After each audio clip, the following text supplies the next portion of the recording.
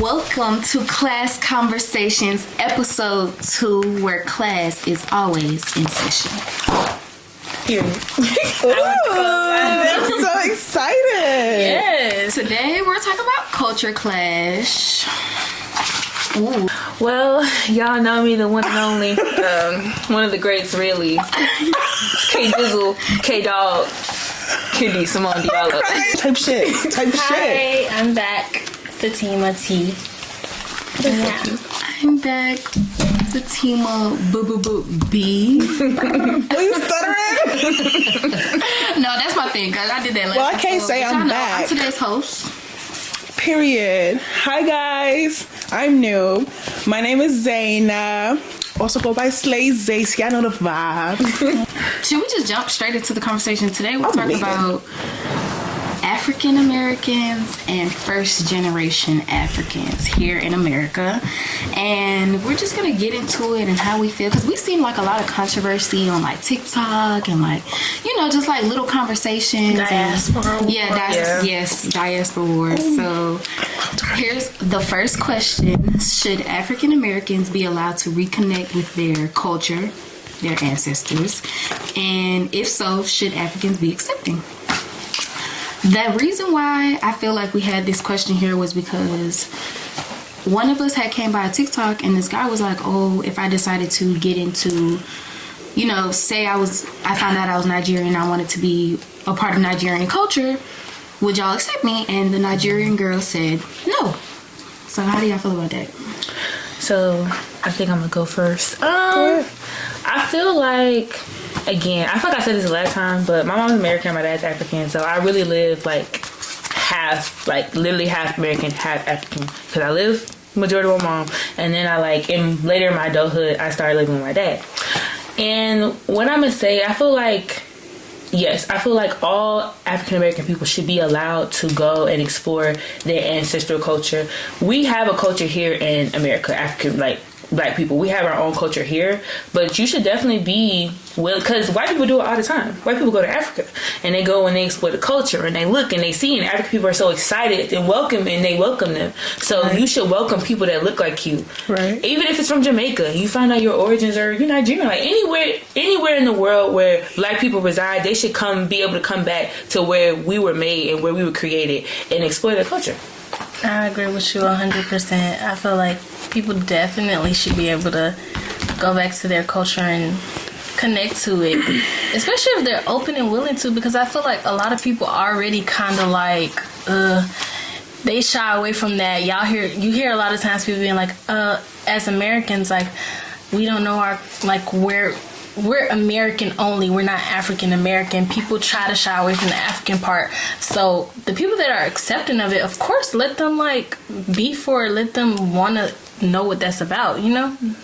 Totally agree. I honestly agree that we should do this because not only it's like knowing our history, knowing our background, and just knowing where you came from, like knowing your roots. Like, my name is Zaina, but behind Zaina, there's what made me Zaina, what made me me. Mm-hmm. So I really do agree. Just knowing your histories are like a really big one. So what do y'all think about people that don't feel like they are connected to their African culture? They feel like that's not a part of them at all. They just feel like they're only American and they don't know where their ancestry is from. Because I hear people say, we don't know where we're from. Go ahead. Well, I feel like they're missing out. Like, you're missing out big time. Just me knowing that I'm from Africa and I've actually went to Africa several times just to see how the different culture is. It's beautiful. Mm-hmm. And just not to even give in and be just kind of invest. It's yo, you're missing out big time because I swear it is just amazing. I love my African culture. To say I'm African American, blah blah blah blah, or to say I'm from Guinea, Senegal, it's just it gives. Right. You know, so I think if you just don't try, it's whatever. But I feel like you're missing out big time. I feel like it's okay. My thing is when the negativity comes into it where they're like, oh no, I'm not African, or something like that. Like, I feel like that's, you know, if you want to be African American, that's totally okay, because that's a whole new thing. Like, you have the right to say that. You don't know where your ancestors are from. You have a whole, like, African American culture is a thing. And I feel like a lot of other cultures don't really accept that, because, you know, I'm not really into the culture, but I can't really speak too much on it. Like, it's very, like, what is it, dysfunctional or whatever. And I feel like they take that and be like, oh, but what is y'all culture? It's all over the place. You got hip-hop, you got the way people dress, like, even down to, like, golds and hair and stuff like that. Like, that is African American culture. So if you feel like that's what you want to do, that is totally fine. But also look into it. Like, don't be too shy to look into where you're really from. But even if you don't accept it, just, you know, find out. Like, it'll just be cool to know, like, oh yeah, you know, I had a little sprinkle of this and a little sprinkle of that up in me. Yeah. I personally used to feel so offended. Honestly, like, I remember, I think I was in high school. It was like 10th grade. And I forgot what the conversation was in class, but this girl was just so adamant, and just like the vibe that she was speaking from, she was just like, we're American, we not African. Like, she was just going so hard. And I just remember being so like, you're from Africa. Like, that's just how I felt at the time. Like, you're from Africa. Like, slavery happened, and maybe Black you people here came from Africa. That's just how it is to me. But I totally get what you're saying. Like, if that's what they identify with, that's what they know. They didn't come from there. Then that's just what it is. But yeah, I really used to feel offended when people used to like be like that. So I got a completely different whole like thing on this one, because I feel like in my heart, I don't think any Black person feels American. I feel like we live in a country where your race is your everything when you're Black. So I feel like when they say, oh, I don't feel African, I feel like it has more to do with like race, even though we're all Black. And it's like, because again, I'm gonna say it again, we're not American. You understand what I'm saying? You could be born here and they're still not going to see you as American. White America rules everything.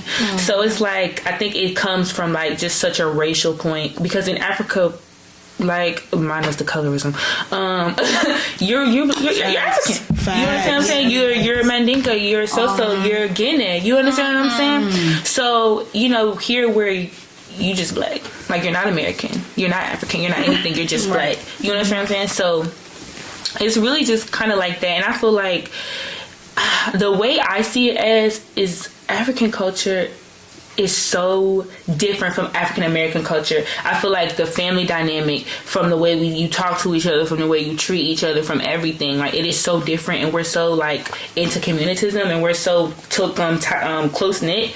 And in African American culture, it's not like that at all.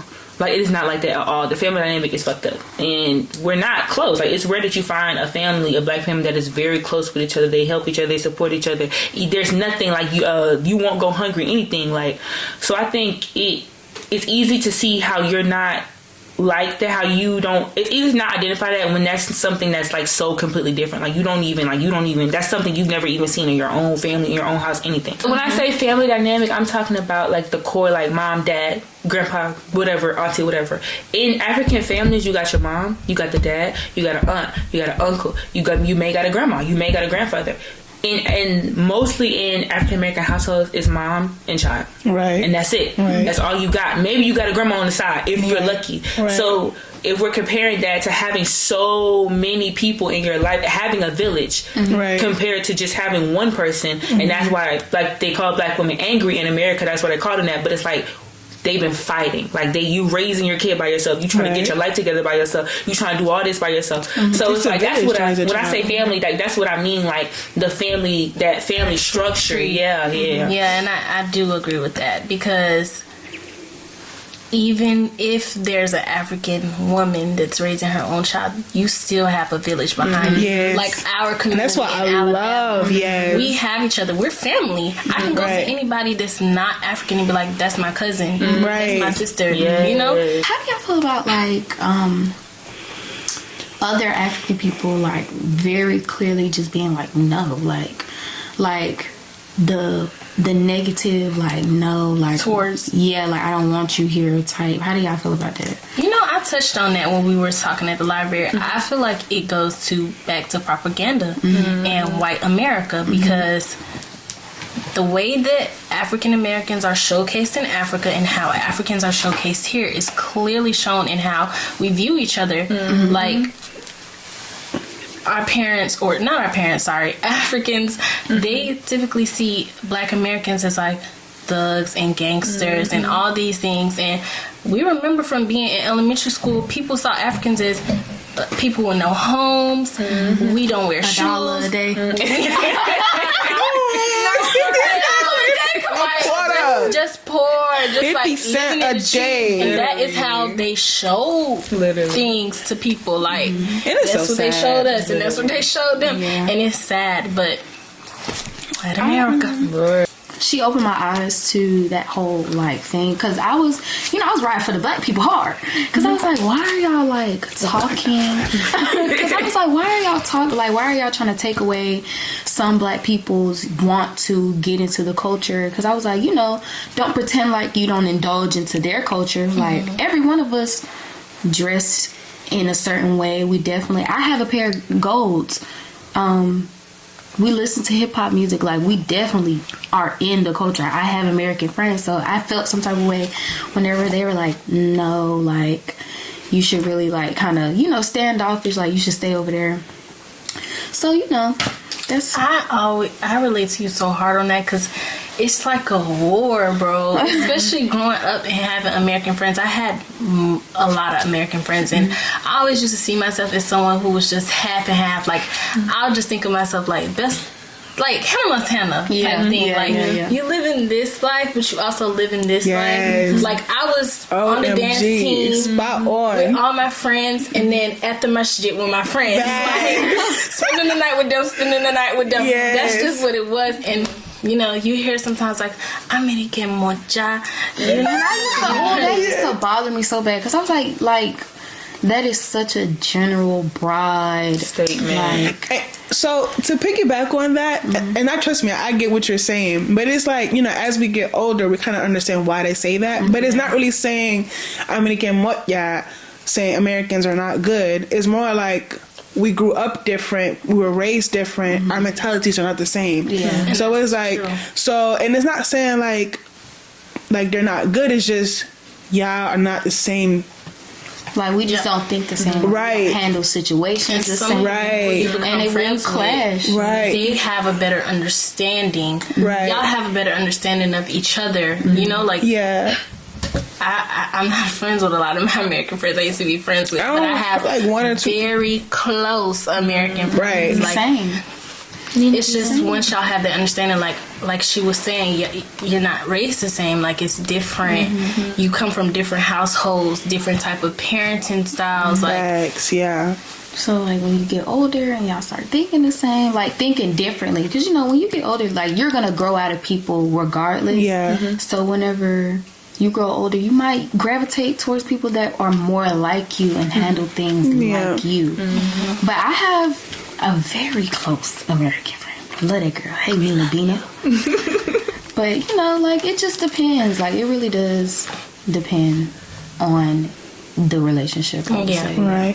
Like, when I was younger, I would be like, they just so mean. Like, I can't have my American friends over. Da, da, da, da. But it's not really being mean. It's just, I guess, protection. Protection of the unknown. So... Protection, of the unknown. Like, they just be so clueless. Oh my god, I just be wanting, bro. Just take a chance. That's how they were raised. Like, I think what we have to remember too is like, our parents were not born in this country. Right. Like, they came to this country blindly. Like, immigrants. Not knowing nothing. So Facts. What it makes sense. It makes sense. It and makes what sense. their people will always tell them, like, when you come here, your family's still in your ear. Make sure this, make sure that. This and that happens in America. Like, so that sticks with them. That's just what's in them. Right. And as we grow up, we change their views on things and change their mindsets and how they view situations. Like, I know every day I'm putting my mom onto something. Like, I'm changing her mindset about something. As much as she's changed me as a human, she's my mom. And I've grown up, But I'm older now, and I've changed her mindset. I feel like for me, the experience was a little different because it would be times where I would do something and my folks would be like, oh, that's the American side of her. You understand? On everything I love, on God. So it's like, I feel like it's fine. I feel like it's okay to have that mindset because I understand where that comes from. Again, having both. Like, my mom's side of the family, dysfunctional as a mug. Like, dysfunctional. Like, we're not even a family. You understand what I'm saying? Like, I was always over my dad's side of the family because structure is here. Stability is here. You understand? And even now, growing up, it's the same thing. Like, I left and came back because structure and stability is here. I feel like my thing with that whole mindset, like, Americans aren't good, is it's a lack of, I think, respect. Because in order for you to be here, a lot of people have to die. A lot of people have to fight. You know what I'm saying? In order for you to be here and to indulge, like, kind of just be here in America, like, this shit didn't come easy. You understand what I'm saying? No, so I think it's a lack of education and knowing what Black Americans went through just for us to be right here. You understand what I'm saying? So, and a lot of, I realized, like, talking about the like Martin Luther King. A lot of our parents don't know Black history. Like, they don't know Black American history. Yeah. So it's like, it's hard for them to kind of understand what hardships that had to happen for Black America, for you to come here and us to just do this whole little thing, create this life. You understand what I'm saying? I don't believe that'll be enough per se. Not for them. Like, it's over. They think how they think. And that's it. Like, my dad, he's never gonna change. Cause, like, you know, he's not clueless. Like, when he was in Africa, like, they did the whole independence thing and fighting for their independence. Like, you know, white people have had their foot on Black people's necks for the longest, and he was a victim of that. And like, your dad had took my dad to that museum in Montgomery, the Black History one. Yeah, he came back and he was like, my heart's so heavy. These Black people then put these Black people through so much. Like, y'all, he was so sad. He was like, if he would see what these people did to these other people, and like, he's not clueless. He knows, right? But I feel like it's lack of going past the surface, because the surface of African American culture is what they show us. It's the violence, and it's not like it's a lie completely, but we never get to know the people themselves and why they are like that because of the surface, and because they don't allow themselves to get close to any Americans. They don't have really any American friends. It's just like they stay in their little bubble, and that keeps you on the surface. And I think a lot of older Native Africans don't understand, like, cause and effect. You know what I'm saying? When you go through slavery and you are in a system that is just literally like a systematic racist that's trying to tear you down, not even tear you down, but keep you here. You understand what I'm saying? People be sleeping on that. My friend, people be sleeping on him. But when he talked about, like, just like when he talked about how they cut trade out of high schools, so now Black people couldn't graduate with a trade, because in that time there was a lot of middle class Black people. You cut that out in order to get welfare. You cannot have a male in the house. Like, so you see the different things that, you know, this system has done to keep us down. When you look at kind of like the inworks of it, the violence, when you look at how we treat each other, how we talk to each other, how we act, I think there's like a disconnect with, again, cause and effect. That happened, so we're like this now today because of that. And I feel like that's why a lot of like Native, like Africans, Jamaicans, from everybody, they don't understand that this is the cause of what we've been through, and we still working on it. We still got to fix it, but it's like, you can't go through all that and not have what we got right now. It would literally be impossible, you know. So and it's still just a systematic thing that keeps it going. Like, with the amount of Black men and women in jail for little things and the time that they have, it keeps the community down, and these kids have to grow up in that, like you said, in these single mother households, and then that creates this angry Black woman narrative. It's very messed up. Very. And that's why but messed up. How Nikki be like but also, to piggyback off of that, that's another reason why I don't like when first generation Africans try to, you know, like, push away other Black people, because here in America, you in the same boat. You're in the same boat. You may have a village and all, but the outside world treats you exactly the same. Like exactly the same. They're not how they seeing see you like, oh, you're African. Let me coddle you. No, You're black. You talk that way. You definitely look that way. I heard you listen to Lil Baby pulling up over here. You must be black. So Yeah.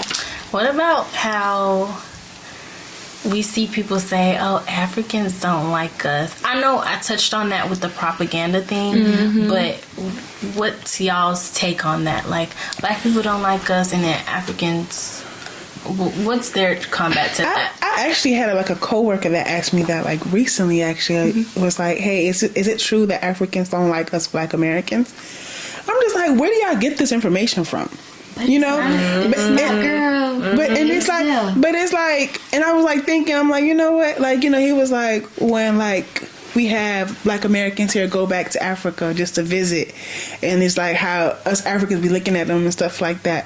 I was like, I never peeped that. I guess I'm not really open minded because I'm I'm open arms, But I guess it's there. I don't really know. I guess I don't know. Maybe because you guys don't claim us, but then be in our countries. I don't know. What do y'all think on that? I feel like it's definitely there because it's some Africans that don't even like Africans. I'm not gonna say who it is, but Fatima, no, you know there are different kinds of Africans. Yeah, they don't like other Africans. And again, we could talk about that. Again, it's that energy that I'm better than you energy, that snooty energy, that very lackluster. You understand what I'm saying? Yeah. So it's like when you're having those conversations with people, you peep that energy, and that's with anybody. It's not even African, it's literally with anybody. It just goes to colorism. Yes, that's very big. Whiteness. Yes. Especially in Africa. I'm not going to say too much about Black Americans, but Africans, the way my dad talk about white people, boy, stop. Get real with yourself. Even because I was talking to Kenny the other day, and I was like, a lot of Kenyan people that I know, I was about to say, are very white. Whitewashed and very snooty. Don't talk to Black people. Yeah. Black Kenyans. I know tons. Yes. And you will hear stories in workplaces where they're in higher position, and not just to target Kenyan people, but there are definitely other Africans where they get into that sense of power and they put down other Black people. And it's just a very proximity to whiteness. I'm up here, so now I can do you like they was doing me because you're Black. Yeah. And I'm better than you. Because they nobody has the white balls. Nobody gets up to the top and has the balls to put their people on. Because you have to step on toes to do that. And people just trying to keep themselves. But then it creates this ego and this I'm better than you.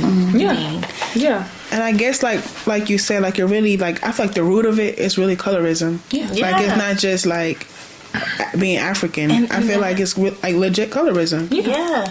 When we were talking in the library, back to Ida had touched on where she was like, this goes all the way back, and that stuck with me. I think about it ever since she brought it up. It goes all the way back when the prophets were they discussed the color of their skins, and in our countries in Africa, it's this tribe versus this tribe and this tribe, and this tribe has better hair, this tribe is this, everything is just about the look, the proximity to European features. It's crazy. I feel that relates to not liking other African people, not liking Black American people, because African people and Black people in general don't really like ourselves. I'm not gonna say we don't like ourselves, but there are groups where you're just not comfortable with being Black. Being as close as white to possible is what you view as successful, and you definitely look down on other people. So that's what I think that comes into play. I feel the younger people are doing better at that. But the first generation African people are definitely doing better at that. The bleaching of the skin. OD. shit down. Put the Carol lights. And you know Put what's Carol White you know what's so down. crazy to me? down. Like I never I'm not gonna say still black. no. I'm not gonna say I Your never knuckles understood still- your knees still this black. because clearly like it comes from like discrimination. Like oh you too black, but it's like it be like the most beautiful girls, the most beautiful dark skin. I just be like damn she popping, rich glowing skin. It go Carol White. Carol White. And ruin everything. Each scene. And like, and it eaches your. I'm just like, yo, Black toe. and it's so crazy to me. Like, No, look at the feet of but you Carol know, White. but you know, and honestly, damn, what you just said. No, 'cause they need to feel embarrassed. No, I'm gonna tell you. So last January, I went to Senegal. Right, I was there for like 3 months, and I'm a lighter, complexion. I kid you not. Every male that saw me outside just walking, they looked at my feet. Like they saw my face, I was like, oh, and then looked at my feet to see if it matched. Because there's other girls that's like light skin on the face and then mad dark on the feet. Victims. That's crazy. That's crazy. Like, come on. Victims. And it be mad beautiful. Like my sisters be like popping. Yes. Like melanin is melanin. Yeah. I just be And they like, be coming damn. from the families too, though. I saw this yeah. video on TikTok the other day. This guy was talking about how him and his friend, like longtime friend, they used to live in Africa, something like that. They went back to and saw his auntie, or was it his grandma, something like that. And she was like, "Oh, he used to be handsome, but he's gotten darker." Da, da, da.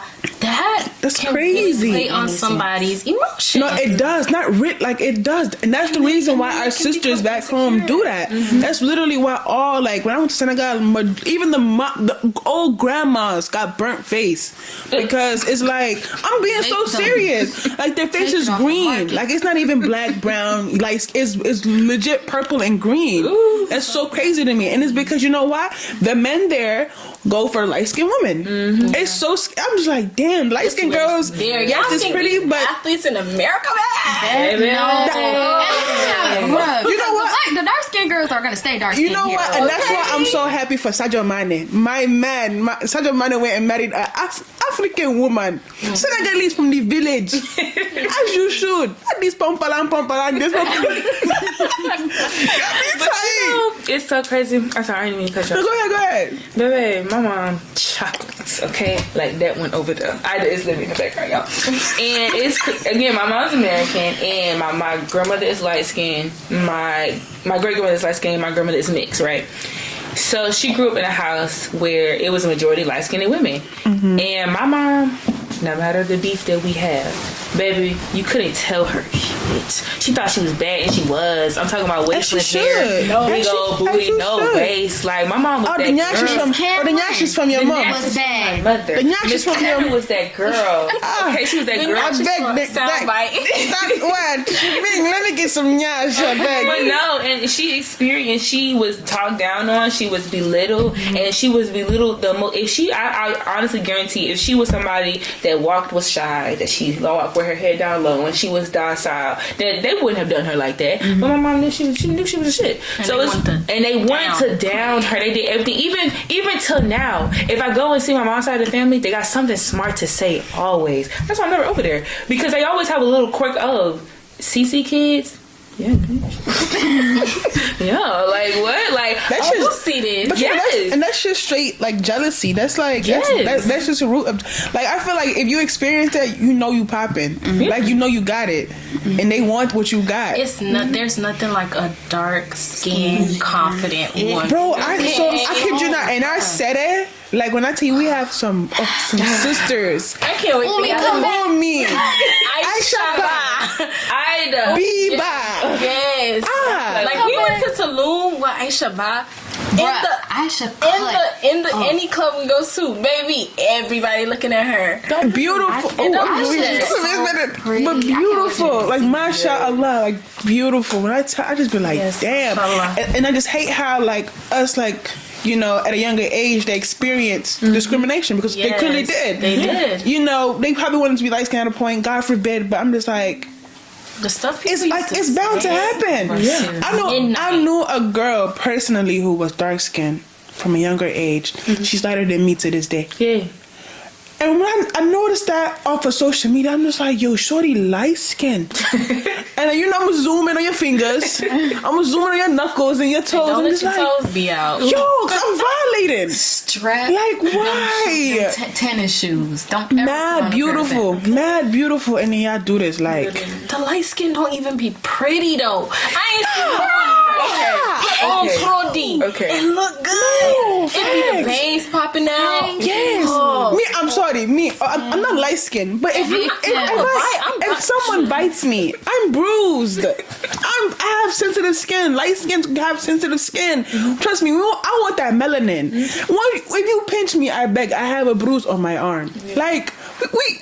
Come on. But we love the light skins too. We do. We love the natural light skins. We love y'all too. We love y'all. I also have It's like just the pro D ones. Literally, I'm violent. It's the orange. The Carol white. Carol White Go out in the sun and get your melanin. Carol White crazy. victims.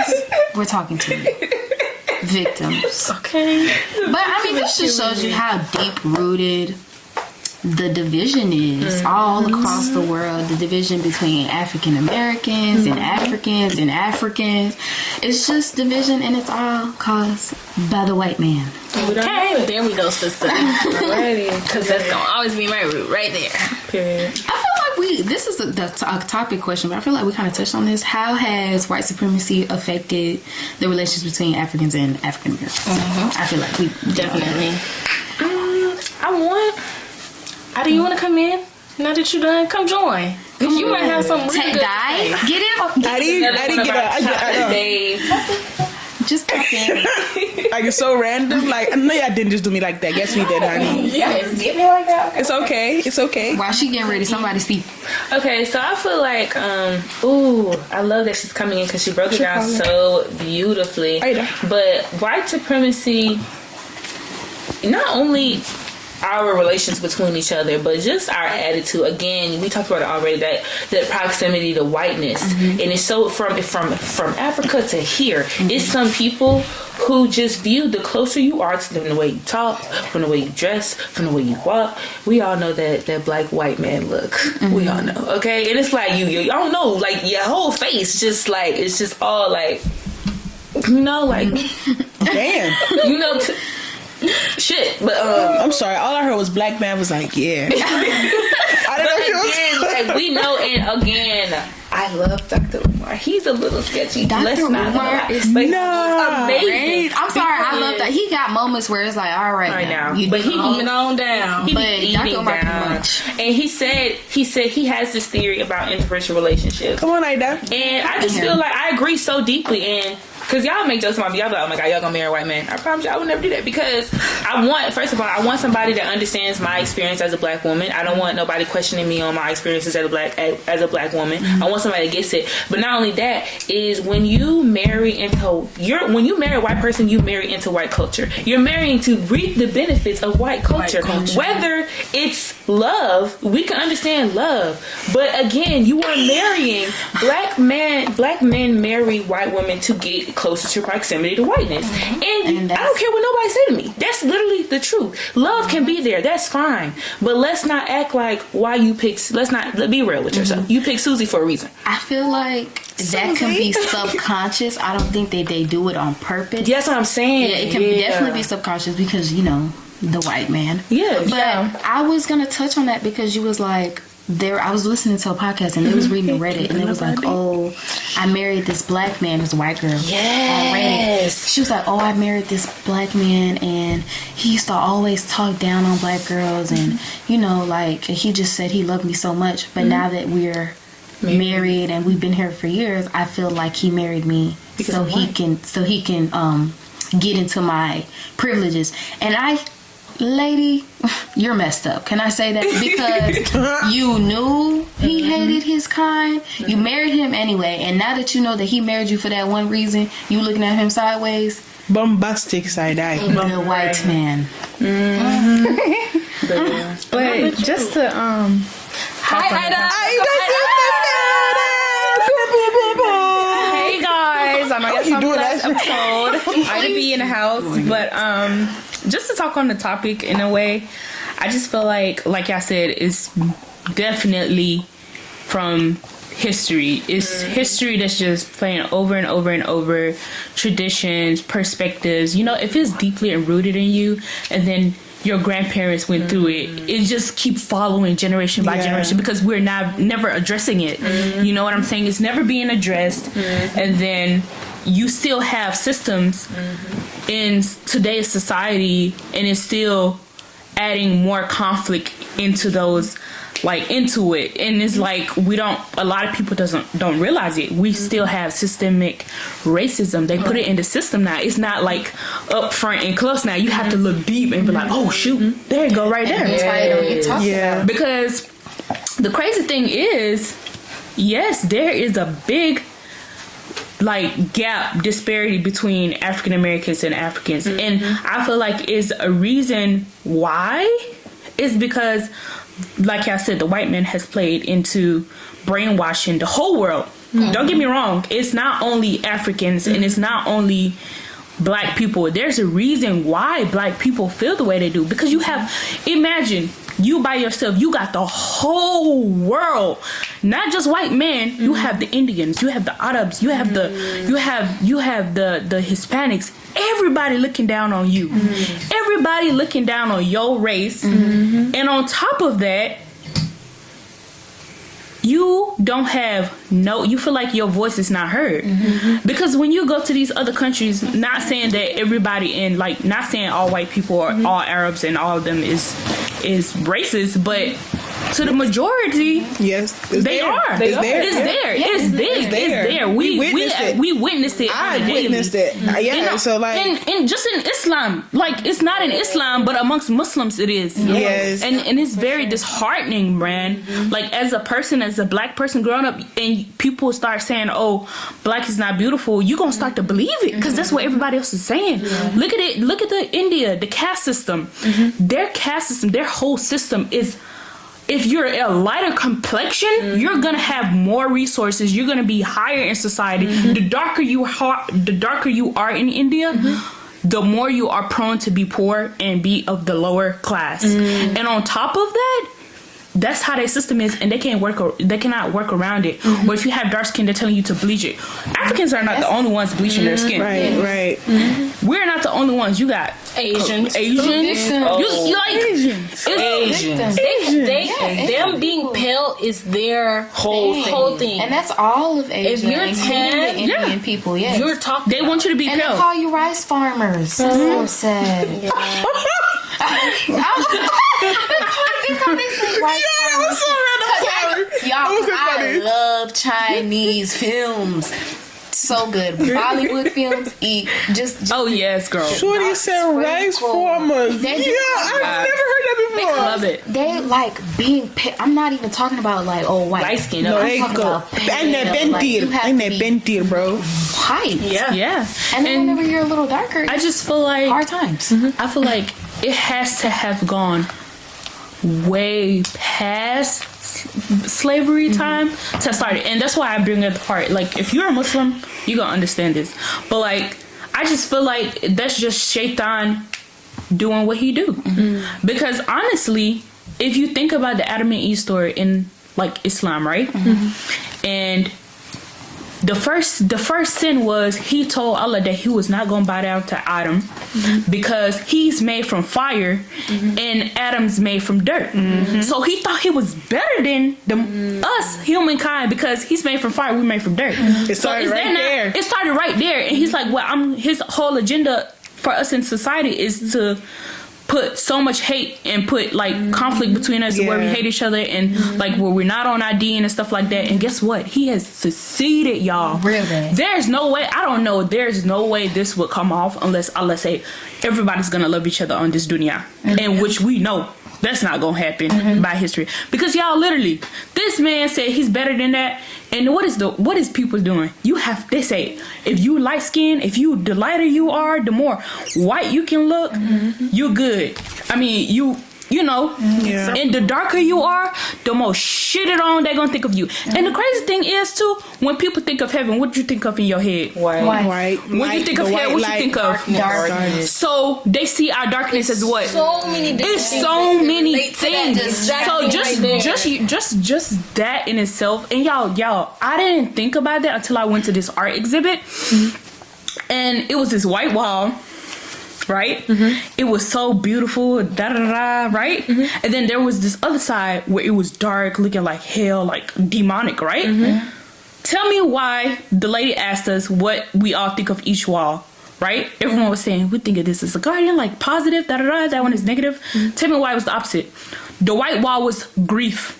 That's yin yang. In the Asian culture, they put grief as white. And then they see black as like positive, like a time of happiness in their life. And when I saw that, I was like, you see how in the Western culture it's drained, and how they drill it into your head. Because who said black had to be anything pertaining to hell? Right. For all we know, probably hellfire is gonna be white. We don't know that. You get what I'm saying? So it's just like, it's really I'm so glad what we learned. Because when you think about it, it's really not our fault, y'all. It's really like pushed into us.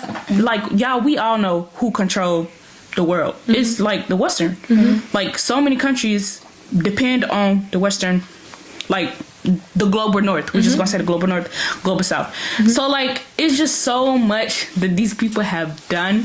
And then when we think about Africans and we think about African Americans, bro, did y'all also forget colonialism? We just got our rights back home. We still ain't got our rights. We still ain't got our rights because they still intervening in the countries now.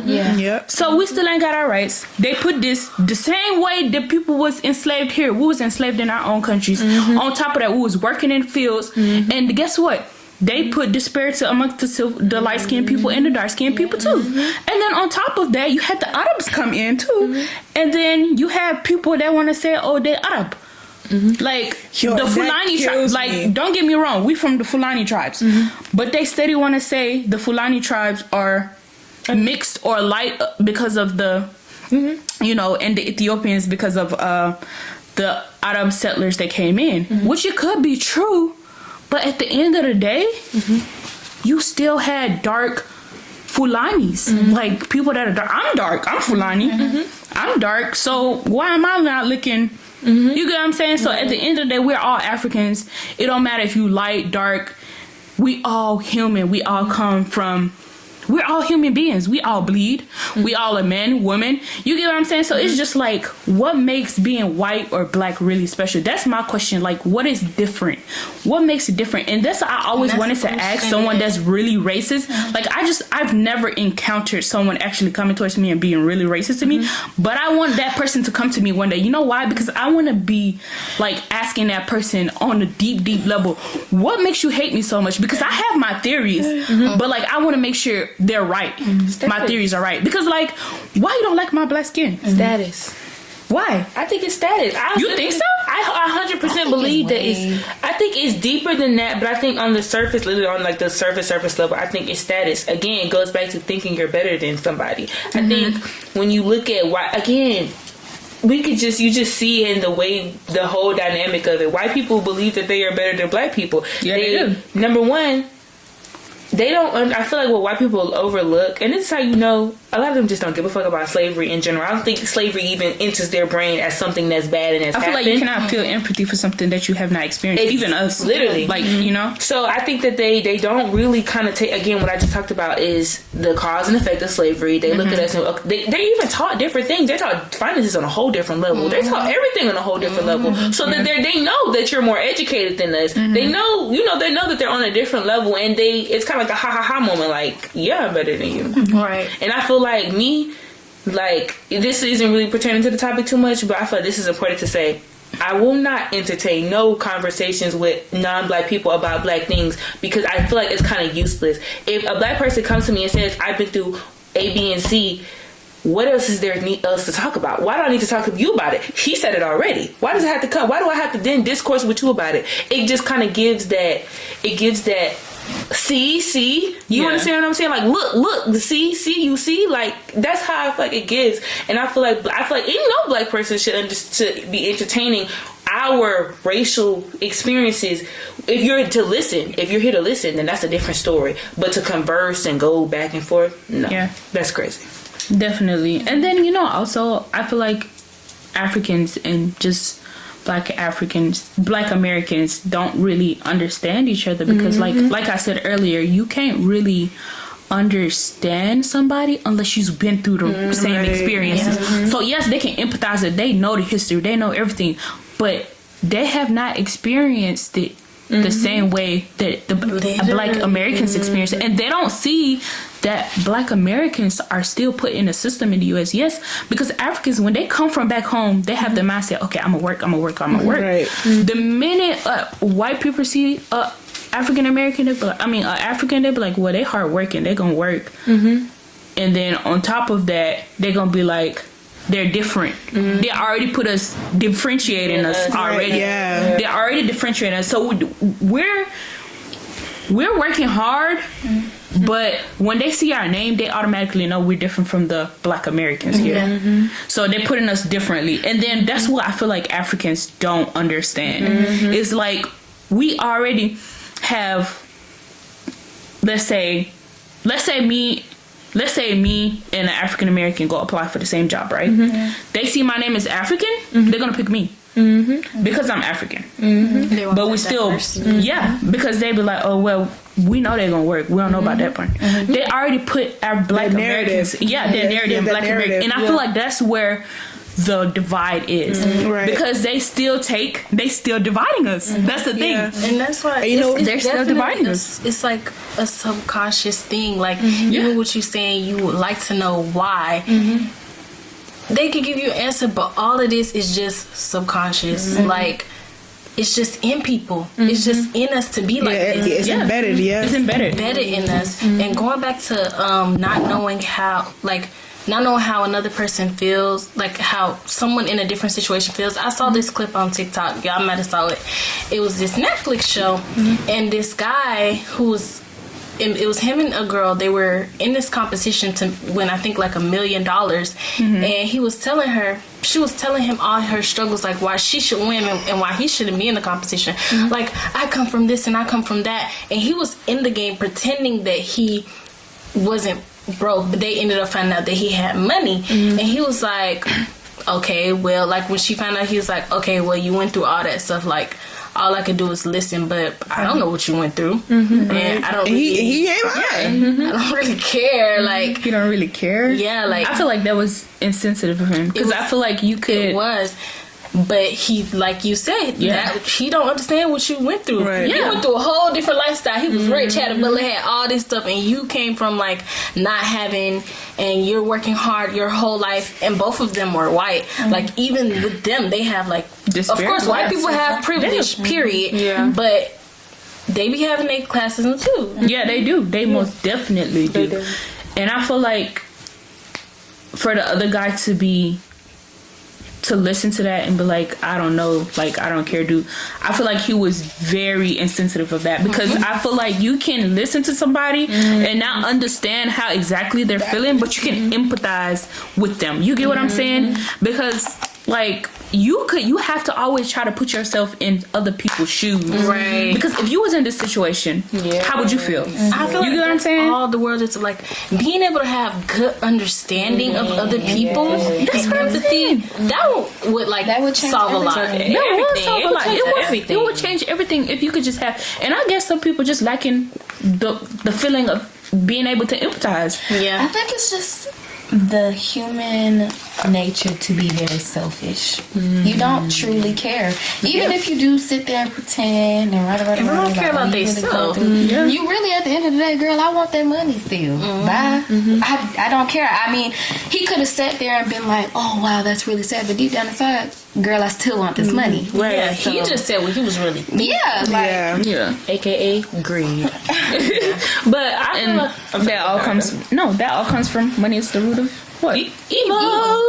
But for me, because I used to feel, I don't know, man, I just feel iffy, because it's like, I feel like I spent equal amount. It's break. I'm telling you. I feel like I spent an equal amount of time with both sides of my family. I would say my mom definitely raised me like in my younger years, but I later came back, and I used to feel a little iffy about it because it was weird. Like it's not weird like in a bad way, but it was just interesting, like just to see the difference. Like it was such a difference between being back with your mom. Yes, like being with my mom and being with my dad. Like first of all, my dad did that. I'm dropping you off shit. Oh God! Like I was always over this girl's house, like, cause that's my dad's folks. So he gonna go out and do his thing. He gonna go out and make their money, and I'm gonna be over their house. And it was Lord. I think now I have. I really appreciate my position because I talk to American people when I talk to African people, and I tell them like I truly understand both sides of the story.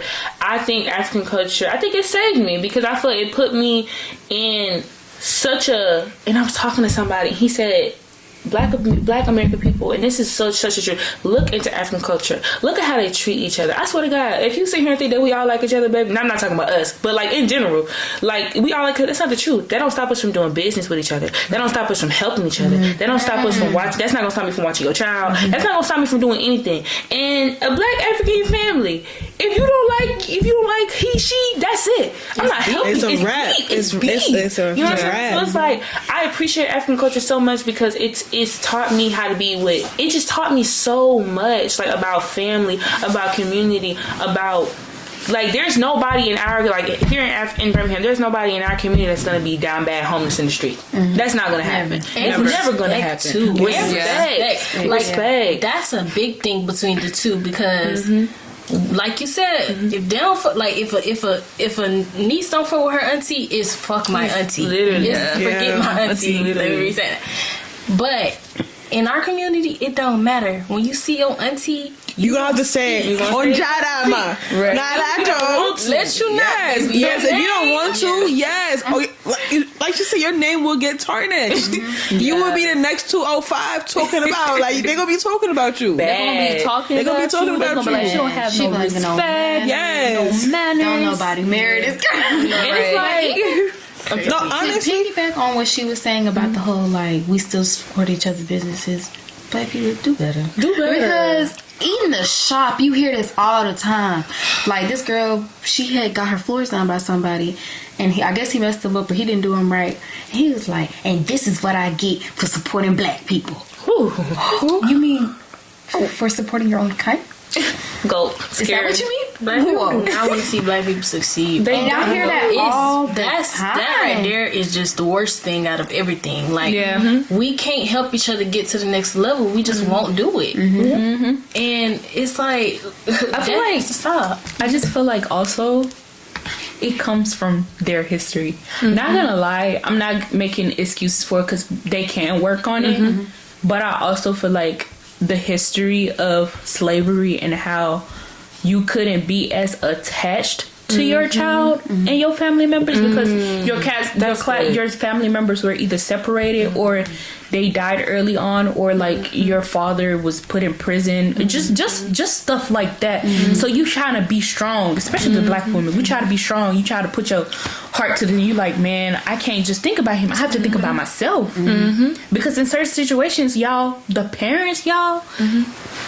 And just think about the community in Birmingham, y'all, and how the crime rate is Black on Black crime is so high. At one point, the parents have to see it, man. Like, this is my child, but I cannot keep walking behind this child and trying to save him when I have other children that I have to take care of by myself. And on top of that, he's not listening to me and I'm tired. And I really understand that because I had a customer, y'all. I went to school with her son. And he's always been in that street life. And you know, once you're in that street life, you can't get out. She's taking care of him by himself. She had the toxic family. She stopped talking to her mom, her family, everybody. And her son was stressing her out so much. Since he was born, she was like, she said she has 2 other sons. She was like, she don't want him around her other 2 sons because she don't want him to be influencing those other 2 sons. She loves him so dearly, but she said she has to love him from a distance now because like she has 2 other kids. And on top of that, he was in and out of jail. She would still show up for him, go to the court and everything, but it's like he was not respecting his mom, and I can see it was hurting her. And that literally itself, just her story touched my heart, because a lot of people go through that, right? And it's just like, why? And then people ask why black people don't help each other. Well, it's because they feel like they can't. It takes a lot. It takes a lot. Because then with that lady and her son, she probably did everything. And She tried did. over She and tried over. And over. it takes a lot to finally be like, I'm not helping. Yeah. Exactly. And on top of that, And then it your takes own a flesh and village. blood, your In own. our home, Yeah. but it's just Yeah. not. It's serious. Like I have a brother that was Yeah. like that. Not was. And then on He top of that, Cuddy, y'all, he's still there. It's gonna be edited. like, and then on top of that, y'all, like, they also have lost their culture, man. They don't really have a culture. They have the American culture, but it's just like, it's not really their African culture that they, like, their ancestors had. So they come in, and y'all, the culture is gone. They just have, like, family, Thanksgiving food, soul food, of course, and like, And the cultures that they create over time. and the cultures that they create over time in But it's between their not family. like but it's not like a foundation. foundation. And on top of that, y'all, they also have the what you call it? Dog, I lost my train of thought. But it's just like, it's kind of hard for them to be like, oh, let's all help each other out when all they've known is selfishness. Yeah. It's hard to tell somebody to do that and to care about your whole family when you don't even know your whole family. And when not everybody You don't. even deserves it, because Exactly. they do a lot of things to each other, and it may not even, it's never on purpose. Like, it's truly just trauma, and you pour that trauma on the next person, and then the next person, and the next person. And you know, I see their new generation where it's like, I'm not doing that. Yeah. Stop. And they work on themselves, and I really applaud the newer generations. I know Oh yes, I girls mental that health. want to go to therapy and really get to themselves and really learn themselves. girls. And yeah, she's girls. Yeah, and yeah. like, I have a best friend. She really wants to go to therapy. She's removing herself from her toxic home. I feel like it really needs to be a fresh start. You can't really work with the people that have trauma and they're not gonna fix it. It's a lot of them. It's too late. You're not gonna fix it. Yeah. So that's another issue. Not that you brought that up, because it's like, how can you help each other out if half got trauma and the other half don't? Because at the end of the day, I'm gonna put my boundaries up. Exactly. If I put my boundaries up, Yeah. I'm gonna remove myself from you, because I don't want to be in the same place you at. I want to be better. So if you trying to stay at the same place you at, what I gotta do? I gotta leave you in the back end, and that's what most black people do. They leave them in the back end and then go up. But instead of the other person looking like this person being better, I want to be like that. They just be like, man, she thinks she better than me. Right, that's crazy. All the time on social media now. Like, I'm glad too that we be having social media to be able to see these people go through these changes. Yeah. Because before, like, the whole thing about therapy, it just wasn't out there. And now we see girls like talk about how they left their toxic families. They haven't spoken to their moms or their dads in years, and I be feeling bad for them. But I know that they be having to do that for themselves. They really do. Because if you got a person in you got a parent who don't bring no kind of positivity and then just beats you down, bring you down, put you back in your depressive state, you have to remove yourself from her. It's like, it's your parent, also, like, I feel like, sorry to cut you off, but it's like, I feel like also that piggybacks from like kids having kids. Because if you think about it, those parents are young. So, like, if you compare it to them and our parents are much older, you know, and it's literally kids having kids. So they're raising their kids, and, you know, that's like raising themselves. They're still learning. And they're still kids. Isn't the same. Like, our parents get married. Yes. Younger age, like 18, 19, and they have this family foundation. They're told how to be as a wife. Right. It's just structured there. Right. And it's like not on the other side of it, you know? And I feel like that's one thing I've always never loved about even younger people. I'm not gonna say the older people, because, you know, y'all had y'all thing, deal with that trauma. But younger people now, I know tons of pregnant teens, and that's fine. Like, okay, that's totally okay. But in the long run, it's not. And that's I say that because a baby needs a home. Like, they need two parents. Like, that's always a foundation and always something. It's just, that's how it's supposed to be. So whenever, like, I was on TikTok and this girl, you know, she got pregnant, she was a teen, everybody was in the comments like, oh yay, congratulations, go you. Okay, cool. Because nobody's gonna be in the comments like, girl, what you doing? Like, that's me. But these two couples, they're African American, they got married at 19. All you see in the comments is, y'all too young. Yes. What are y'all doing? Y'all not even about to live. Oh Like, my hold God, on. yes. How you going to celebrate what is literally a teen pregnancy, and it's not supposed to be that way? That was most definitely an accident. And you're not going to celebrate this couple that decided to do it the right way. Conjoin their lives, The right get way. married, The right way. and possibly have a family. And y'all really in the comments like, y'all too young. Well, really, you gonna be with this same forever? Yeah, it's like that one girl on TikTok, Nara. Do y'all be seeing her? She's like a young girl. She's like 21.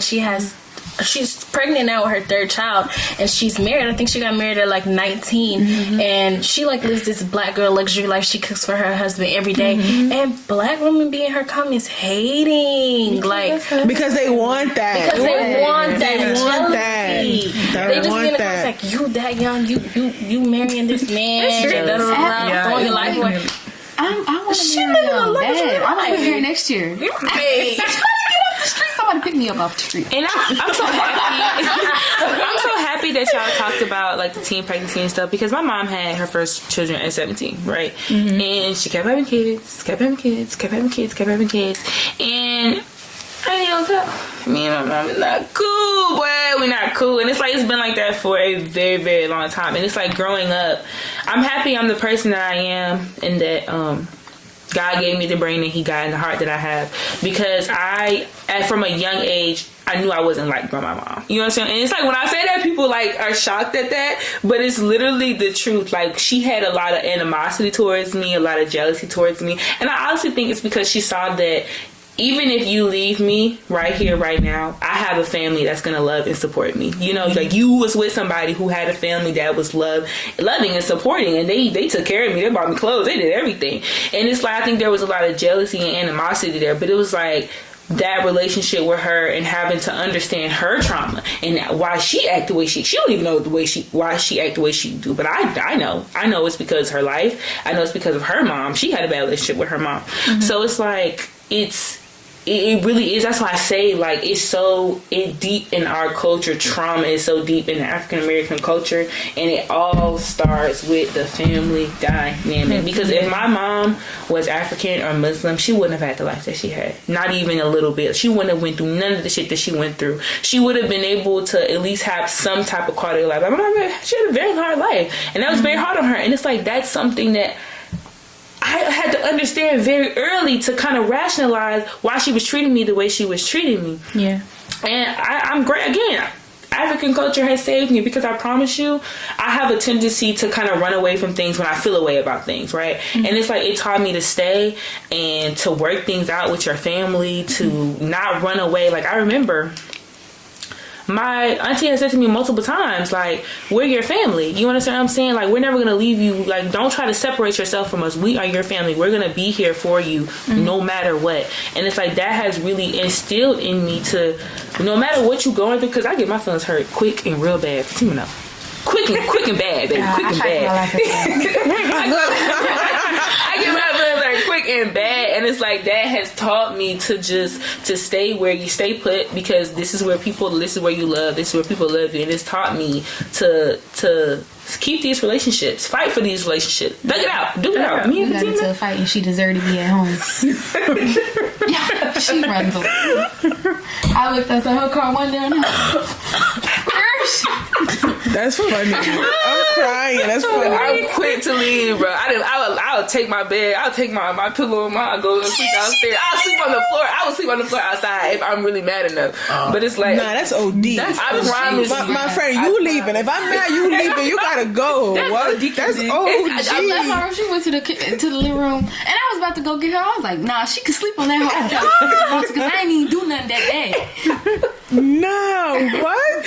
No, it's bad. Next morning, her car gone. I was like, okay. Damn. It's bad. that, and She's still again, mad. that is because of trauma. Like that trauma That's your is response. that's my response. Is to literally zoom. Yeah. It's like to avoid it. Yeah. But yeah, I would just say, I just love you, girls. Like, I just love how everyone has their own opinions and, like, just hearing y'all talk about this topic and you, like, going into your traumas. Like, I really applaud you for that because you're being so strong. Yes, like honestly, this is like the very first time me seeing Kendi like this. I'm just like, wow, like, and it's just like, Legit. like, and this like this podcast is so real. Like, it's not no script ass shit. It's just real. So for her to like different things. yes, Yeah. Most like to definitely. understand her side and actually like get like an insight on the American culture. Like that's Right. We have both sides. yes, we have both sides. I We love really that. do. And you know the crazy thing is, I always say like when people ask, like for example, I go to school, right, and they'll be like my professor, because you know I go to PWI, and they ask something about black people, right? And so once they ask, and like I don't raise my hand, right? If I feel like if I don't have the experience, I can't talk on it. Right. So like there was this time where it was just like a full of class of just, you know, white students, and it was just me and this other black girl. Zippy. And both of us, she's first generation, she's just like us, she's from Sudan, and me, I was getting like her parents are from Sudan, she was born here, she's kind of like us, first generation African. like African migrant parents, right? And so they were asking about black Americans and like the culture and all that, and just like they asked something, I forgot what they asked, but like my literal response was like, they put all black people in one bubble. All black people are not the same. We have different experiences. You have Haitians, you have Jamaicans, you have Africans, and then you have different tribes. You have Africans. She's Sudanese. Where you from Guinea? We don't have the same culture. Not even close. Not even close. Yeah. No, not the same culture, not the same language. Nothing. Like And the black Americans, you got New Yorkers, you got Southerners, you got people from Alabama, you got people Midwest. from. That's what I'm saying. Yeah. Everybody, and they like to put all black people in one bubble and expect all of us to have the same experiences.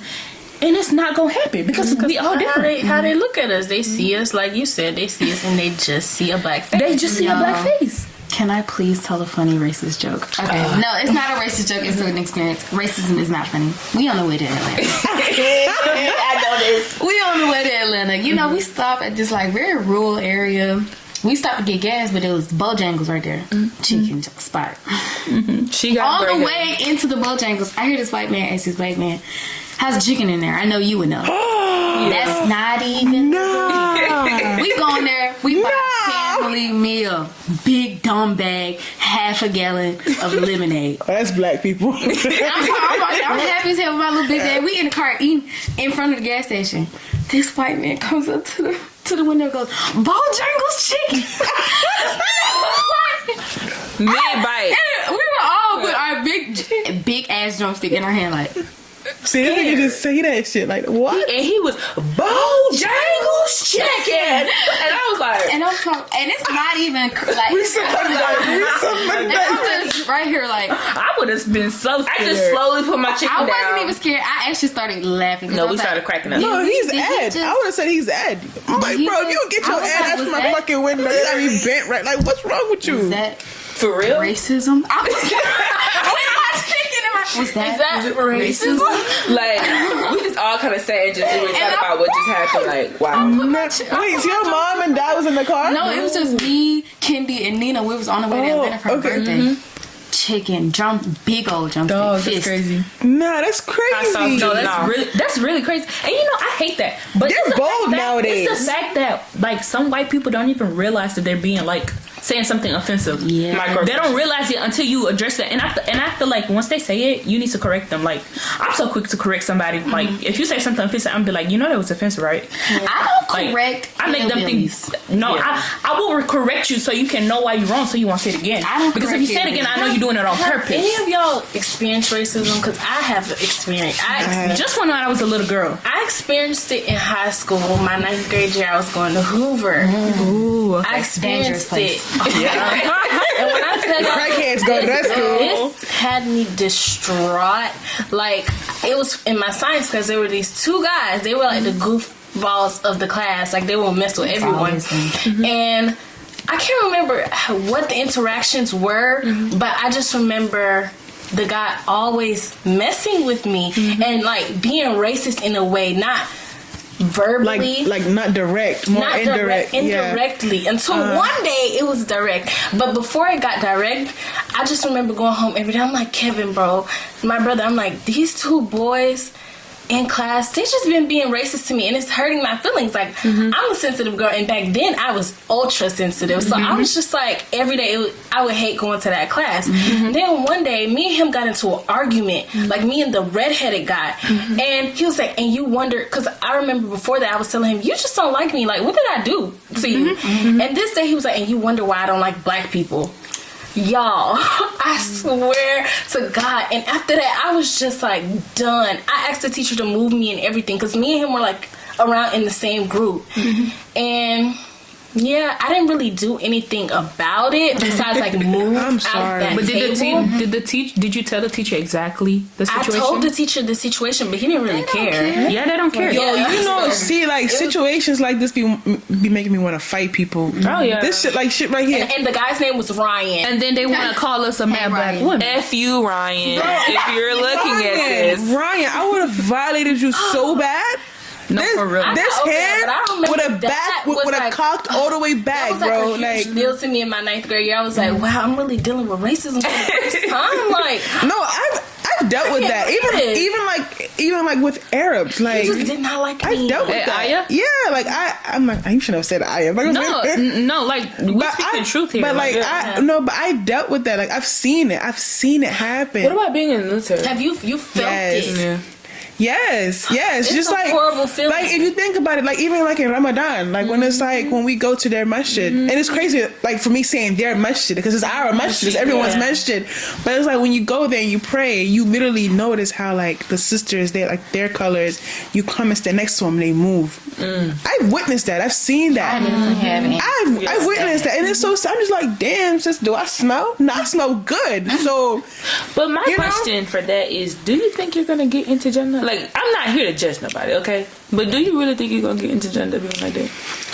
That's all for forgiveness. Hey, like that's not for us to reflect. I feel like let me tell you. I feel like with any situation with racism or anything, I feel like the best way to respond is to show that you don't care. Because I feel like when you show you don't care, they're like, dang, she really don't care. Like, yeah, I don't care. Yeah. Like, don't like me. Yeah.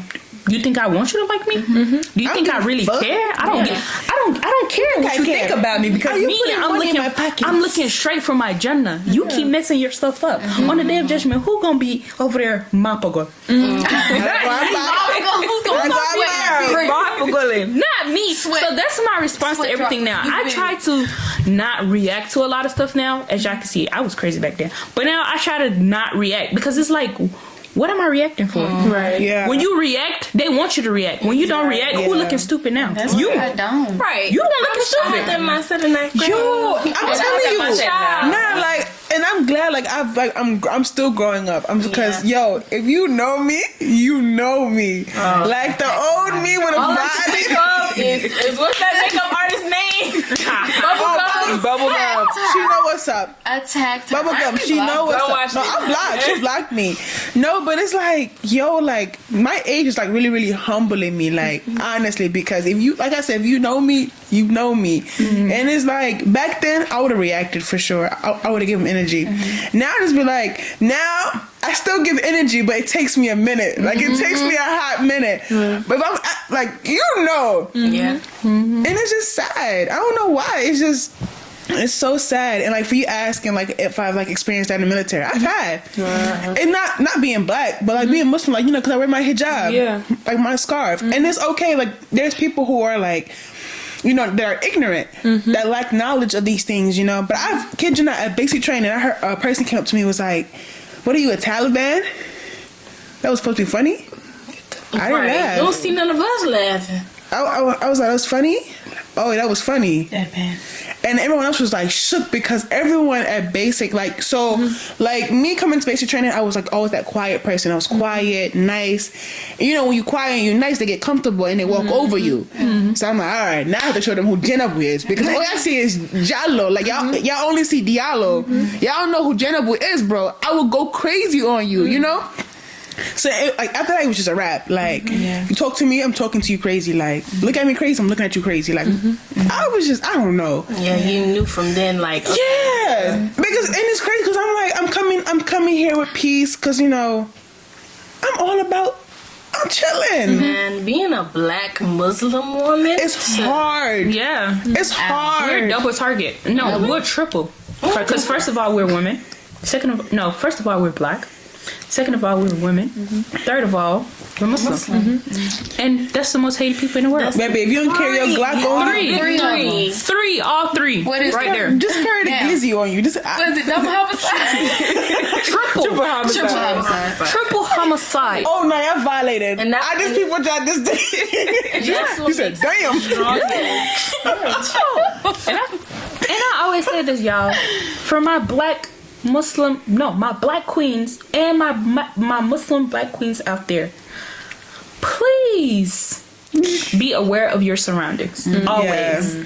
Always, because y'all, it's really walking outside your house or just being inside your house is very, very much dangerous every day. We have to look like we have to be aware of our surroundings all the time. Like when I tell y'all, I am so aware around my surroundings. Like if it's a car behind me too long, I'm be like, well, let me get to the other lane because you behind me too long. Right. Like somebody walking up behind me, I'm looking. Like I can see who it is. Like it's just like I'm so alert. Yeah. Like if somebody's trying to kidnap me, I'm gonna know. But automatically, they gonna send me back. I'm gonna fight it through.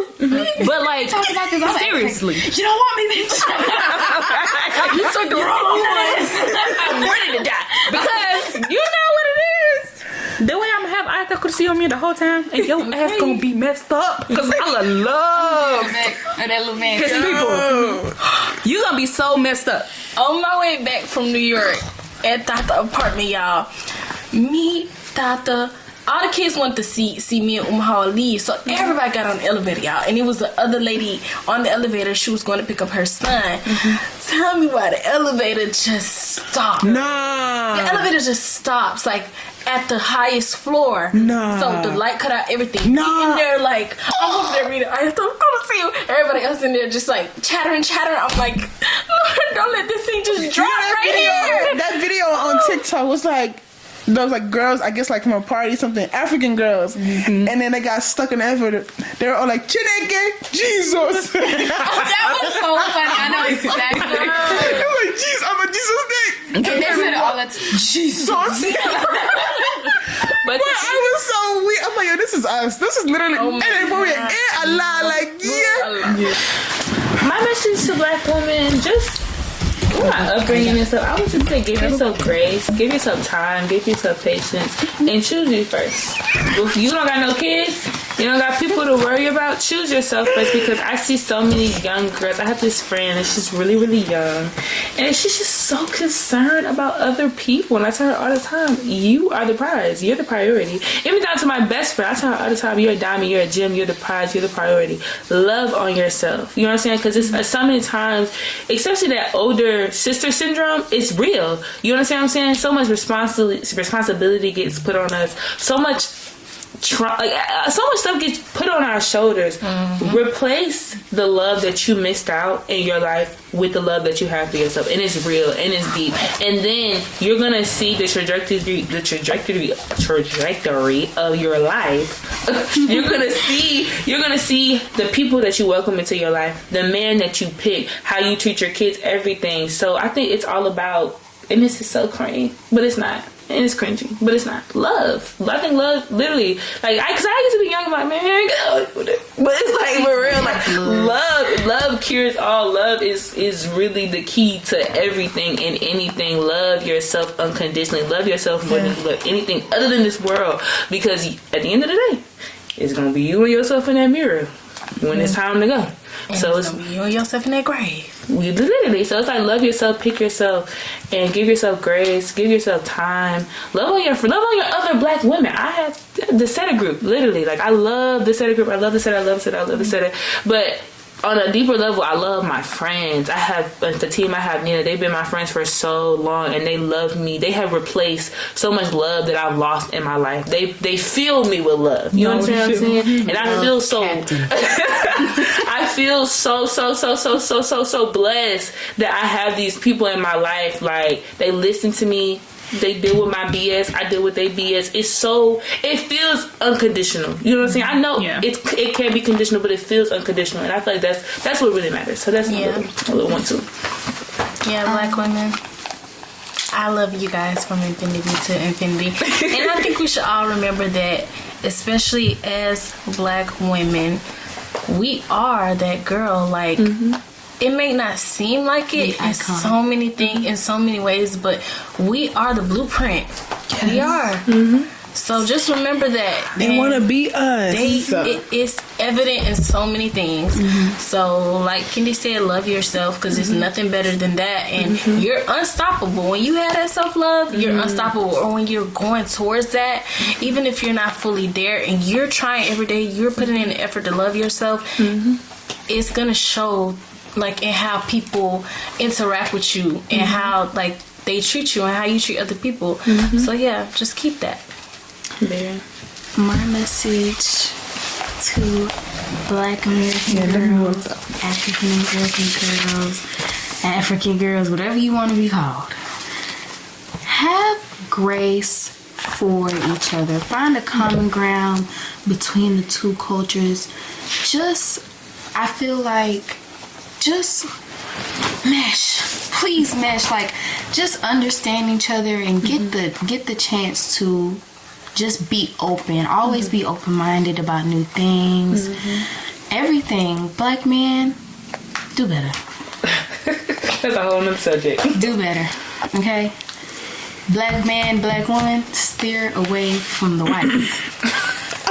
You like, wait a minute, we can't say that. Do not, what Dr. Moore said, I am not taking my young daughter to go see The Little Mermaid so she can watch this black woman thirst over the white man. We're not doing that. I think what she means to say is let's learn to love each other first before we can go. Yeah, that's exactly what she meant to say. Nah, I said everything I said. She's standing on Big business. On the ground. OMG. All right, so my message, honestly, really is like loving yourself, loving someone else that looks like you, like loving our kind, because it starts off with us.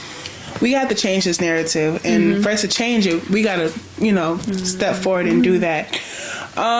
Just being open, being free, not being closed-minded. Let's explore. Let's change this narrative, because I swear to God, I just love seeing us strive. Seeing I'm in the military, and I kid you not, 2 months ago I was, or actually not 2 months ago, a few months ago I was in Arkansas.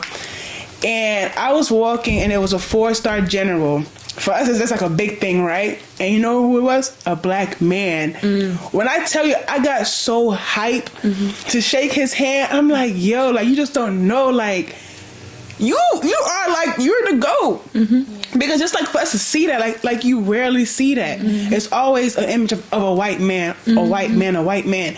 And for me to see a 4-star general, and he my skin color, that's crazy. That's, and I love to see that. We need to keep striving, keep loving one another, and just look out for us. All of us. Yeah, we got us. My advice to the black people out here, man: love yourself, love your people, stop being closed-minded, read a book, because they put everything that they don't want us to know in a book. We sure did. You don't have to go to college to educate yourself. Put more knowledge in your head. That's what's going to really open your mind. Another thing, stop the black on black crime. I mean, it's ridiculous. We really have to stop. And that's in Africa. That's here. that's everywhere where you know black people are. The black on black crime is crazy, and I just want the black on black crime to stop, and we love each other, we help each other out, and we become one. Because honestly, y'all, we run the world. Like, without us, Who are we? we're nothing. Like, the world would be nothing, y'all. Literally. Western world would not be what it is. We are the biggest consumers in the world. Let's not be the consumers no more. Let's be the providers. Yeah. Yes. Let's be the providers. Let's not be the consumers anymore. Because if we stop being the consumers, y'all, the way this world would crash, because they depend on black people. And black women. Don't forget, the first stock was black people.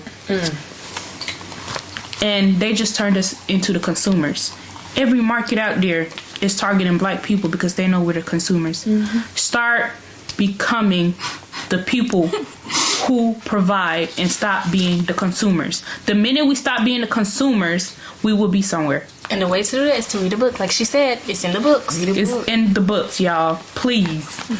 That's all my advice today for black people. Okay. Open books. We are wrapping it up. And remember, with everything you do it with class. No bars. That was so good. Oh,